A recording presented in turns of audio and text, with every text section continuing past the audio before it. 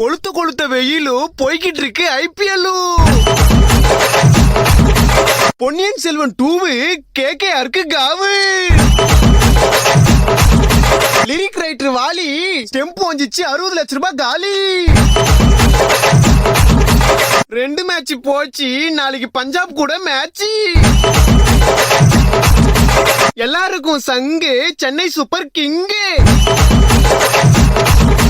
ஏய் இப்பதானே 2 மேட்ச் தோத்தீங்க, அப்போ ஆட மாட்டீங்களா? ஓட்ட வட முறுக்கு பால போய் பொறுக்கு.